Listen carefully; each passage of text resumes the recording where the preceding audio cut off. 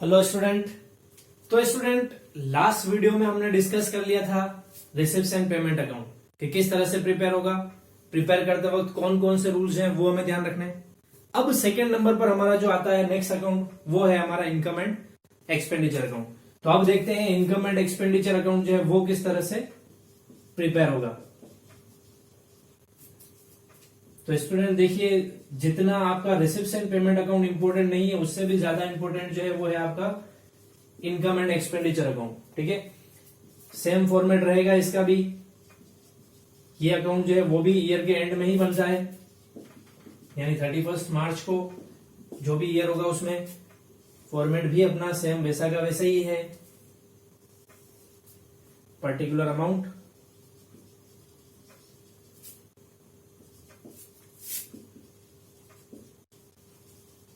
Particular amount, ये तो हुआ हमारा फॉर्मेट की बात। अब मेन बात आती है हमारा इनकम एंड एक्सपेंडिचर अकाउंट्स के अंदर क्या लिखते हैं। जैसा स्टूडेंट आपको पहले भी मैंने बताया कि रिसिप्ट्स एंड पेमेंट अकाउंट जो होता है वो बनता है as it is cash book जैसा। तो आपके माइंड में सेट हो गया रिसिप्ट्स एंड पेमेंट अकाउंट मतलब कैश बुक बनानी है हमारे को, तो फटाफट से सारा ट्रांजेक्शन लिख लेंगे। अब बात करते हैं इनकम एंड एक्सपेंडिचर की। तो इनकम एंड एक्सपेंडिचर अकाउंट जो है वो बनता है एज इट इज आपके P&L अकाउंट जैसा। किसके जैसा? P&L, profit and loss account के जैसा। थोड़ा सा एक मिनट स्टूडेंट, इसके फॉर्मेट में थोड़ा सा चेंज करते हैं। चेंज करते क्या है, जो है ऑलरेडी है इसके अंदर। इसका फॉर्मेट जो है उसमें लिखते हैं एक्सपेंडिचर और इस तरफ लिखते हैं इनकम। ठीक है, ये है इसका फॉर्मेट, पर्टिकुलर नहीं आएगा। एक्सपेंडिचर एंड इनकम जो है वो आएंगे इसके DR और CR साइड के अंदर। तो जैसा कि मैंने बोला इनकम एंड एक्सपेंडिचर अकाउंट जो है, income and expenditure account same as it is बनता है आपके प्रॉफिट एंड लॉस अकाउंट के जैसा, है ना। मैंने बोला प्रॉफिट एंड लॉस जैसा बनता है, प्रॉफिट एंड लॉस अकाउंट है नहीं, है ना, क्योंकि प्रॉफिट एंड लॉस में और इसमें बहुत ज्यादा डिफरेंस है। तो डिफरेंस क्या है वो हम जैसे जैसे अकाउंट पढ़ेंगे आगे तो हमें इसके बारे में पता लग जाएगा कि ये किस तरह का बनता है। तो जैसा कि मैंने बता दिया प्रॉफिट एंड लॉस जैसा बनता है। अब मैं बात करता हूं प्रॉफिट एंड लॉस अकाउंट के DR साइड में लिखते क्या है, पहले ये बताइए आप लोग। प्रॉफिट एंड लॉस अकाउंट के DR साइड में हम क्या लिखते हैं? All expenses and losses. All मतलब indirect. All indirect expenses and losses जो होते हैं वो हम लिखते हैं डेबिट साइड में, और all indirect income and gains जो होते हैं वो लिखते हैं हम क्रेडिट साइड में। किसमें? प्रॉफिट एंड लॉस अकाउंट के अंदर। तो सेम वैसा ही कुछ ये अकाउंट भी है। देखिए जैसा कि मैंने लिखा है एक्सपेंडिचर, अमाउंट, इनकम और अमाउंट, तो आपको पता लगी कि इस साइड में हमें लिखने सारे एक्सपेंडिचर जो है वो। तो स्टूडेंट इनकम एंड एक्सपेंडिचर के DR साइड में जो है वो हम लिखते हैं सारे एक्सपेंडिचर्स, और CR साइड में हम लिखेंगे सारी इनकम। ठीक है, तो DR साइड में जितने भी एक्सपेंडिचर्स होंगे वो सारे एक्सपेंडिचर्स लिखेंगे। तो एक्सपेंडिचर में क्या हो सकता है, जैसे वेजेस का पेमेंट किया है, सैलरी का पेमेंट किया है,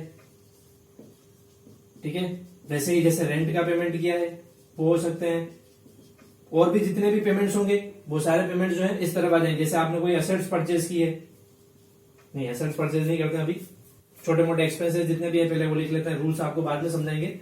तो और भी जितने भी एक्सपेंडिचर्स है वो सारे एक्सपेंडिचर जो मैं डायरेक्ट एक्सपेंडिचर्स के नाम से ही लिख लेता हूं इसको, वो सारे एक्सपेंडिचर इस तरफ लिखने हैं।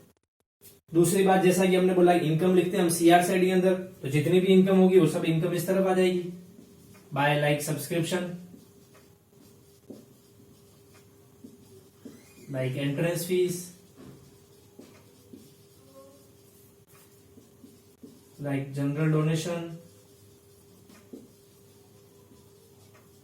तो इस तरह से जो भी एक्सपेंसेस होंगे, सॉरी इनकम होगी, वो इनकम हमारे को इस तरफ लिखनी है। इसके साथ साथ प्रॉफिट जो हो रहा है वो प्रॉफिट हमें CR साइड में लिखना है। लाइक सपोज कीजिए आपने कोई असेट सेल करी और उस असेट सेल करने से आपको प्रॉफिट हुआ है, तो यहां पर लिख लेंगे profit on sale of assets.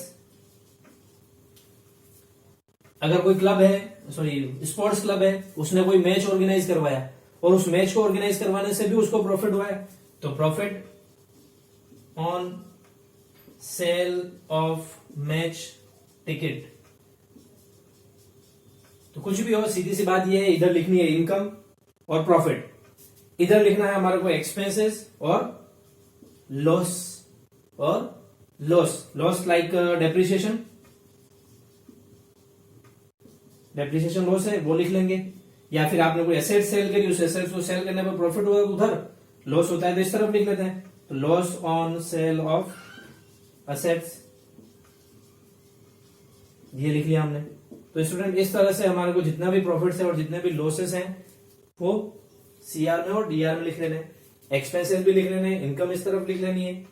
फिर हम सीआर डीआर एडलेस करेंगे और जो भी डिफरेंस आता है हम generally profit and loss account के अंदर तो उसको नेट प्रॉफिट या नेट लॉस के नाम से लिखते हैं नेट प्रॉफिट नेट लॉस के नाम से। लेकिन नॉट फॉर प्रॉफिट ऑर्गेनाइजेशन जैसा कि मैंने आपको पहले ही बोला, ये नॉट फॉर प्रॉफिट होती है, यानी प्रॉफिट मोटिव के लिए नहीं बनाई जाती है, इसलिए इनके कोई प्रॉफिट लॉस नहीं होता है। खैर होता प्रॉफिट लॉस है लेकिन उसको प्रॉफिट और लॉस का नाम नहीं दिया जाता है। प्रॉफिट को यहां कहा जाता है सरप्लस से, किसके नाम से बोलते हैं, सरप्लस के नाम से। और लॉस जो होता है उसको यहां कहा जाता है डेफिसिट। क्या कहते हैं, deficit.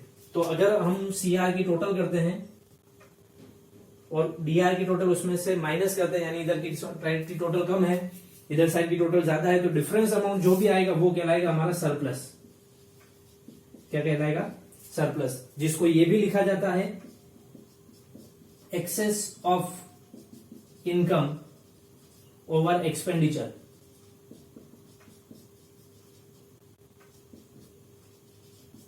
Access of income over expenditure यानी surplus.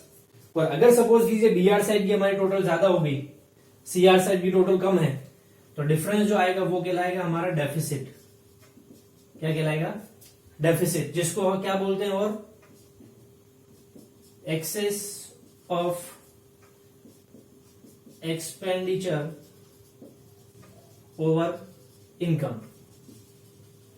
Access of expenditure over income यानी एक्सपेंडिचर ज्यादा है इनकम से तो डेफिसिट, और excess of income over expenditure मतलब इनकम ज्यादा है एक्सपेंसेस से तो वो हो जाएगा हमारा सरप्लस। तो इस तरह से ये अकाउंट जो है हमारा वो प्रिपेयर हो जाएगा। तो मेरे ख्याल से आप लोगों को इनकम एंड एक्सपेंडिचर अकाउंट समझ में आ गया है कि किस तरह से हमारे को इनकम एंड एक्सपेंडिचर अकाउंट जो है प्रिपेयर करना है। रिसिप्ट्स एंड पेमेंट में तो बैलेंसिंग फिगर में आता है कैश बैलेंस या बैंक बैलेंस, और इनकम एंड एक्सपेंडिचर में बैलेंसिंग फिगर में आते हैं हमारे पास में या तो डेफिसिट या फिर सरप्लस, क्योंकि जैसा हमने बोला ये बनता है as it is profit and loss account के जैसा। क्लियर है सभी को, समझ में आ गया इनकम एंड एक्सपेंडिचर, बना लोगे। 6 नंबर का क्वेश्चन है ये, कितने मार्क्स का, 6 मार्क्स का क्वेश्चन बोर्ड एग्जाम के अंदर छप चुका है। पेपर बाद में बनेगा लेकिन मैंने अभी छाप दिया इसको। तो मैंने जैसा कहा था 3 क्वेश्चन आते हैं आपके बोर्ड एग्जाम के अंदर, एक 1 मार्क्स का, एक 3 मार्क्स का, एक 6 मार्क्स का। तो ये 6 मार्क्स का क्वेश्चन है आपका बोर्ड एग्जाम के अंदर। क्या दिया होता है क्वेश्चन में, रिसिप्ट्स एंड पेमेंट अकाउंट आपको दे रखा होगा। क्या दे रखा होगा, रिसिप्ट्स एंड पेमेंट अकाउंट आपको दे रखा होगा, उससे फिर आपको इनकम एंड एक्सपेंडिचर अकाउंट बनाना है ना। तो ये 6 मार्क्स का क्वेश्चन आता है, या फिर मैं ये कहूं कि इनकम एंड एक्सपेंडिचर आपको बनाना है, कुल मिलाकर के ये 6 मार्क्स का क्वेश्चन है। अब मेन बात आती है कि ये तो हमने समझ लिया कि इसके डेबिट साइड में ये लिखना है, क्रेडिट साइड में ये लिखना है। अब इसके बारे में बात करते हैं रूल्स की, कि कौन कौन से रूल्स को हमें ध्यान रखना है जब हम इनकम एंड एक्सपेंडिचर अकाउंट जो है प्रिपेयर करेंगे तब। जैसा कि हमने रिसिप्ट्स एंड पेमेंट अकाउंट बनाया था तो उस समय बहुत सारे रूल्स का ध्यान रखा था कि कैश ट्रांजेक्शन लिखने हैं, कोई से भी ईयर का वो लिख लेंगे, कोई एडजस्टमेंट नहीं करेंगे। तो स्टूडेंट जो rules receipts and payment account के लिए एप्लीकेबल थे वो सारे रूल्स यहाँ पर चेंज हो जाते हैं, यानी रिवर्स हो जाते हैं। बात करते हैं क्या क्या रूल्स है वो। तो देखिए रिसिप्ट्स एंड पेमेंट अकाउंट के अंदर रूल ये था कि ओनली कैश ट्रांजेक्शंस को ही रिकॉर्ड करते हैं उसके अंदर, रिसिप्ट्स एंड पेमेंट में। तो इनकम एंड एक्सपेंडिचर में रूल चेंज हो जाता है कि इसमें दोनों ट्रांजेक्शंस को रिकॉर्ड करते हैं, कैश ट्रांजेक्शंस भी लिखे जाते हैं और नॉन कैश ट्रांजेक्शंस भी लिखे जाते हैं। देखिए यहां पर डेप्रिसिएशन लिखा मैंने, लिखा है डेप्रिसिएशन, ये नॉन कैश ट्रांजेक्शन है। Loss on sale of fixed assets लिखा है, ये भी नॉन कैश ट्रांजेक्शन है। वैसे इस तरफ हमने लिखा है profit on sale of fixed assets, profit on sale of match tickets, ये सारे क्या हैं, नॉन कैश ट्रांजेक्शन है, क्योंकि इनमें किसी तरह का कोई कैश आया या गया नहीं है ना। तो नॉन कैश ट्रांजेक्शन भी लिखे हैं, उसके साथ साथ मैंने कैश ट्रांजेक्शन भी लिखे हैं, लाइक सैलरी, वेजेस, रेंट और अदर एक्सपेंडिचर्स, इधर subscription, entrance fees, general donation, ये सब। तो फर्स्ट रूल तो क्या हो गया कि इनकम एंड एक्सपेंडिचर अकाउंट के अंदर cash transaction and non cash transaction both are recorded. First rule समझ में आ गया। सेकेंड रूल पर आते हैं। रिसिप्ट्स एंड पेमेंट अकाउंट में मैंने बोला था उसके अंदर केवल नहीं, रेवेन्यू और कैपिटल दोनों नेचर के ट्रांजेक्शन हमने रिसिप्ट्स एंड पेमेंट में लिखे थे। रेवेन्यू नेचर का हो चाहे कैपिटल नेचर का हो, दोनों लिखे थे। इस अकाउंट का रूल ये है, यानी इनकम एंड एक्सपेंडिचर का रूल ये है, इसके अंदर केवल और केवल रेवेन्यू नेचर के ट्रांजेक्शन्स को ही लिखा जाता है। कौन सा ट्रांजेक्शन्स को? केवल और केवल रेवेन्यू नेचर के ट्रांजेक्शन्स को ही लिखा जाता है। तो अब आपको लग रहा होगा कि सर ने वो पहले रेवेन्यू एक्सपेंडिचर और कैपिटल एक्सपेंडिचर वाला टॉपिक क्यों पढ़ाया, समझ में नहीं आ रहा, ये इतना इतना क्यों एक एक्स्ट्रा वीडियो बना रहे हैं रेवेन्यू और कैपिटल के लिए। तो बेटा वो वीडियो जो था वो इसीलिए बनाया था मैंने कि आपको पता लग जाए कि कौन से ट्रांजेक्शन रेवेन्यू नेचर के होते हैं और कौन से ट्रांजेक्शन कैपिटल नेचर के होते हैं। तो आपको इसके अंदर कौन से लिखने हैं? केवल रेवेन्यू नेचर के लिखना है, कैपिटल नेचर के नहीं लिखने हैं। तो अब देखिए मेरे इसके जो ट्रांजेक्शन मैंने ऐसे एग्जांपल लिखे उसमें सारे रेवेन्यू नेचर की हैं, चाहे वो वेजेस हो, चाहे सैलरी हो, चाहे रेंट हो। फिर मैंने यहाँ पर असेट्स परचेज लिख दिया था तो मैंने काट दिया वापस से उसको, क्योंकि मुझे याद आ गया कि असेट्स जो हम परचेज या सेल करते हैं तो वो कैपिटल नेचर की होती है, इसलिए मैंने उसको वापस काट करके यहाँ पर एक्सपेंडिचर लिखा। तो आपको भी यही ध्यान रखना है कि जब हम इनकम एंड एक्सपेंडिचर अकाउंट बनाएंगे तो इसमें केवल रेवेन्यू नेचर के लिखेंगे। लाइक इधर देखिए, सब्सक्रिप्शन रेवेन्यू नेचर का होता है, एंट्रेंस फीस भी रेवेन्यू नेचर की है। फिर मैंने लिखा डोनेशन, लेकिन वो कौन सा? General donation. आपको पता है डोनेशन भी दो टाइप का होता है, स्पेसिफिक डोनेशन और जनरल डोनेशन। तो स्पेसिफिक डोनेशन जो होता है वो होता है कैपिटल नेचर का, लेकिन जनरल डोनेशन जो होता है वो रेवेन्यू नेचर का होता है, इसलिए मैंने जनरल डोनेशन ही लिखा यहां पर। तो दूसरा रूल समझ में आया कि इसके अंदर केवल और केवल रेवेन्यू नेचर्स के ट्रांजेक्शन्स को ही लिखा जाएगा, कैपिटल नेचर के ट्रांजेक्शन्स को नहीं लिखा जाएगा। Clear? Third rule, receipts and payment account जब हमने बनाया था तो उसमें हमने कहा था कि इस अकाउंट के अंदर कोई से भी ईयर का ट्रांजेक्शन हो सब लिखना है, चाहे वो लास्ट ईयर का हो, चाहे करंट ईयर का हो, चाहे नेक्स्ट ईयर का हो, बस अमाउंट आना चाहिए और अमाउंट जाना चाहिए। वो ट्रांजेक्शन हम लिख लेते थे रिसिप्ट्स एंड पेमेंट में, लेकिन ये थोड़ा स्पेशल है। इसके अंदर केवल और केवल करंट ईयर के ट्रांजेक्शन्स को ही लिखा जाएगा, लास्ट ईयर के, नेक्स्ट ईयर के ट्रांजेक्शन्स को इसके अंदर नहीं लिखा जाएगा। तो ये अकाउंट जो है आपका वो एक्रूअल बेसिस पर चलता है। कौन से बेसिस पर? एक्रूअल बेसिस पर, जिसमें क्या कहता है एक्रूअल बेसिस कि जो ट्रांजेक्शन जिस ईयर से रिलेटेड है उस ट्रांजेक्शन को उसी ईयर में लिखना है, चाहे उसका आपने पेमेंट किया हो, नहीं किया हो, रिसीव हुआ हो, नहीं हुआ हो। तो स्टूडेंट ये इनकम एंड एक्सपेंडिचर के अंदर आपको केवल और केवल करंट ईयर के ट्रांजेक्शन्स को ही लिखना है। थर्ड रूल समझ में आ गया? कौन सी ईयर के ट्रांजेक्शन लिखेंगे? करंट ईयर के। फोर्थ रूल, अब जैसा कि मैंने कहा एक्रूअल बेसिस पर काम करता है ये सारा पूरा अकाउंट, और इसमें केवल करंट ईयर के ट्रांजेक्शन्स को ही लिखा जाता है। तो इसका मतलब क्या हुआ? आपको एडजस्टमेंट करने पड़ेंगे। एडजस्टमेंट कैसे? लाइक आउटस्टैंडिंग एक्सपेंसेस का एडजस्टमेंट करना होगा, प्रीपेड एक्सपेंसेस का एडजस्टमेंट करना होगा, अनर्ड इनकम, एक्रूड इनकम, इन सभी के एडजस्टमेंट्स आपको इसमें करने होंगे। क्यों करने होंगे? वो आपने 11th में पढ़ा है कि जब हम फाइनल अकाउंट बनाते हैं कोई ट्रांजेक्शन इस ईयर से रिलेटेड नहीं है, लेकिन वो लिखा हुआ है, किया है इस ईयर में ट्रांजेक्शन, वो हुआ है, तो हमें उसको एडजस्ट करना पड़ता है। अगर इस ईयर का नहीं है तो माइनस करके शो करते हैं। कोई ट्रांजेक्शन नेक्स्ट ईयर का है लेकिन अभी पे कर दिया हमने या अभी रिसीव हो गया है तो उसका भी एडजस्टमेंट करते हैं। तो आउटस्टैंडिंग, एक्रूड, अनर्ड, प्रीपेड, इनके एडजस्टमेंट आपने पढ़ रखे हैं, क्या होते हैं एडजस्टमेंट, वो एडजस्टमेंट आपको इसमें करना है। टेंशन लेने की जरूरत नहीं कि हम तो भूल गए sir outstanding, accrued, honoured, prepaid क्या होता है।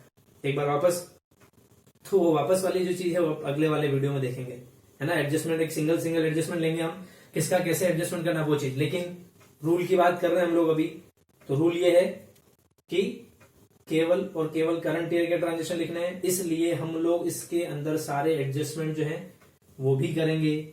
मेन इंपॉर्टेंट 4 रूल हो गए। क्या था? करंट ईयर के ट्रांजेक्शन रिकॉर्ड होंगे ओनली, कैश और नॉन कैश दोनों ट्रांजेक्शन रिकॉर्ड होंगे, सारे एडजस्टमेंट जो है वो हमारे को इसके अंदर करने हैं। क्लियर? और केवल रेवेन्यू नेचर के ट्रांजेक्शन लिखेंगे और दूसरे कोई भी ट्रांजेक्शन नहीं लिखेंगे। Complete 4 rule. 5वां रूल ये है हमारा, जैसे रूल तो क्या कह सकते हैं इसको, डेबिट साइड और क्रेडिट साइड की टोटल करेंगे, जो भी डिफरेंस आएगा वो डिफरेंस जो होगा, अगर इधर कम पड़ रहा है यानी कि इनकम ज्यादा है आपकी और एक्सपेंडिचर्स कम है, तो डिफरेंस जो आएगा वो सरप्लस के नाम से लिखा जाएगा, नेट प्रॉफिट के नाम से नहीं, सरप्लस के नाम से। या फिर इसको कहा जाता है excess of income over expenditure. और अगर एक्सपेंडिचर साइड की टोटल ज्यादा है, इनकम साइड की टोटल कम है, तो बचा हुआ कहलाता है डेफिसिट, जिसको क्या बोला जाता है, excess of expenditures over income. तो ये हो जाएगा हमारा income and expenditure account complete. फिर जैसे रिसिप्ट, सरप्लस और डेफिसिट जो है प्रॉफिट एंड लॉस अकाउंट के अंदर नेट प्रॉफिट और नेट लॉस के नाम से होते हैं, जिनको हम कैपिटल अकाउंट के अंदर ट्रांसफर करते हैं, यानी बैलेंस शीट के अंदर कैपिटल में ट्रांसफर करते हैं।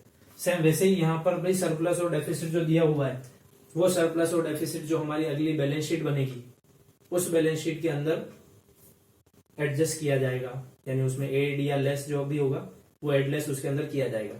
ठीक है स्टूडेंट, तो 2 अकाउंट हमने डिस्कस कर लिए हैं, receipts and payment account and income and expenditure account. 3rd number पर आती है हमारी बैलेंस शीट।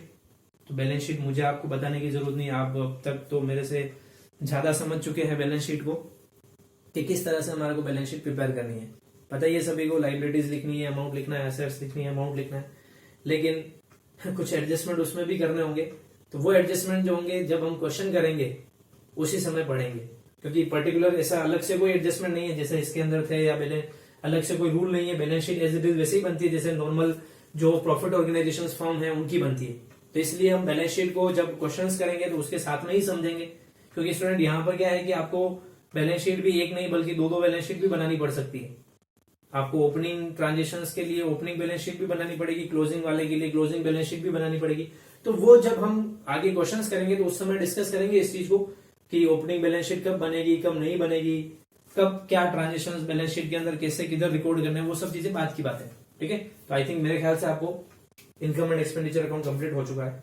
मेन फोकस इसी अकाउंट पर रहना चाहिए आपका, क्योंकि पता है 6 नंबर अगर बचाने हैं, लाने हैं, बचाने तो क्या है, लाने हैं, तो इनकम एंड एक्सपेंडिचर आना चाहिए।